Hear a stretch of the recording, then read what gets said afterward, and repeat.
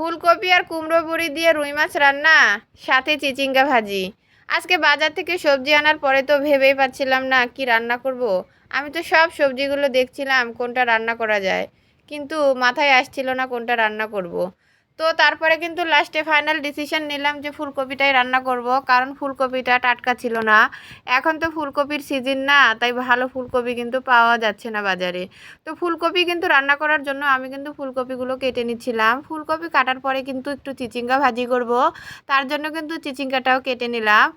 চিচিঙ্গাটা কাটার পরে কিন্তু আমি মাছ নিয়ে আসতে বাজার থেকে, মাছগুলো কিন্তু আমি কেটে নিচ্ছিলাম, কিন্তু মাছগুলো কাটার ভিডিওটা দেখানো হয়নি। মাছ কেটে ধুয়ে নিয়ে কিন্তু আমি সরাসরি রান্না করতে চলে এসেছি। আমি মাছ ধুতে গেলে কিন্তু এত পরিমাণ ধুয়ে ফেলি, মাছের মাংসই তুলে ফেলি। মা তো সেই কথাই বলে। তো আমি কিন্তু মাছগুলো ধুয়ে এনে কিন্তু আমি মাছগুলো ভেজে নেওয়ার জন্য লবণ, হলুদ আর মরিচ দিয়ে কিন্তু মেখে নিয়েছিলাম। মেখে নেওয়ার পরে কিছুক্ষণ রেখে দিয়েছিলাম। রাখার পরেই কিন্তু আমি মাছটা ভেজে নিচ্ছি। সব মাছগুলোই কিন্তু আমি ভেজে নিব, খুব একটা বেশি ভাজবো না, হালকা করে কিন্তু ভাজবো। মাছ কিন্তু খুব একটা মোটা করে কাটিনি, পাতলা করে কিন্তু মাছ কেটেছিলাম। মোটা করে মাছ কাটলে খেতে ভালো লাগে না, কিন্তু পাতলা করে কাটলে কি হয় দেখেন, আপনারা হয়তো খেয়াল করেছেন, আমি কিন্তু মাছটা উল্টানোর সময় কিন্তু একটা মাছ কিন্তু ভেঙে গেছে।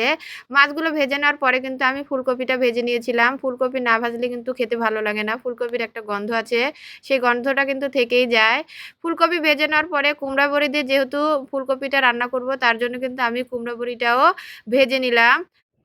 কুমড়া বড়ি ভাজার পরে কিন্তু আমি সেই কড়াইয়ে হালকা করে একটু পেঁয়াজ দিয়ে দিলাম তরকারি রান্না করার জন্য। পেঁয়াজগুলো কিন্তু একটু কালার আসতেই আমি এর মধ্যে সব রকমের মশলা দিয়ে দিলাম। আদা বাটা, জিরা বাটা, রসুন বাটা, একটু কিন্তু পেঁয়াজ বাটাটাও দিয়ে দিয়েছিলাম। পেঁয়াজ কিন্তু আমি কেটেও দিয়েছি, আবার কিন্তু পেঁয়াজ একটু বেটেও দিয়েছি। কি হয়, পেঁয়াজ বাটাটা দিলে কিন্তু তরকারিটা একটু গাঢ় হয়, খেতে কিন্তু ভালো লাগে। আমি কিন্তু প্রয়োজন মতো মসলা দেওয়ার পরে ফুলকপিটা কিন্তু আমি কষিয়ে নিয়েছিলাম। কষিয়ে নেওয়ার পর কিন্তু প্রয়োজন মতো আমি পানি দিয়ে দিলাম। পানি দেওয়ার পরে কিন্তু আমার রান্নাটা প্রায় হয়ে আসছে। রান্না হওয়ার শেষের দিকে কিন্তু আমি একটু মাছ আর কুমড়া বড়িটা দিয়ে দিলাম। কুমড়া বড়িটা কিন্তু খুবই ভালো ছিল, বাসায় তৈরি করা। তার জন্য কিন্তু বেশি সময় লাগে না সেদ্ধ হতে। মাছ আর কুমড়া বড়িটা দেওয়ার পরে কিন্তু আমি একটু সময় কিন্তু ঢেকে রেখেছিলাম ঢাকনা দিয়ে। তারপরে দেখেন আমার রান্নাটা কিন্তু কমপ্লিট হয়ে আসছে। এরপরে আমি একটু চিচিঙ্গা ভাজি করব। তার জন্য কিন্তু কড়াইয়ে আমি একটু মরিচ আর একটু পেঁয়াজ দিয়ে দিলাম। মরিচ আর পেঁয়াজের যখন একটু কালার চলে আসলো, তখন কিন্তু আমি কেটে রাখা চিচিঙ্গাগুলো দিয়ে দিলাম। আমি কিন্তু এর মধ্যে তেমন কিছুই দিব না। আমি কিন্তু একেবারে সিম্পলভাবে চিচিঙ্গা ভাজিটা করব। শুধু কিন্তু হলুদ আর কিন্তু লবণটাই দিলাম। দিয়ে কিন্তু আমি এটাকে ঢাকনা দিয়ে কিন্তু রান্না করব। এই ভাজিটা করতে কিন্তু একটু সময় লাগে। আমি কিন্তু ঢাকনা দিয়ে ঢেকে ঢেকে কিন্তু চিচিঙ্গা ভাজিটা করছিলাম। তো এতক্ষণ ভিডিওটার সাথে থাকার জন্য ধন্যবাদ। ভিডিওটা যদি ভালো লাগে তাহলে অবশ্যই লাইক, কমেন্ট, শেয়ার করবেন। ধন্যবাদ। আসসালামু আলাইকুম।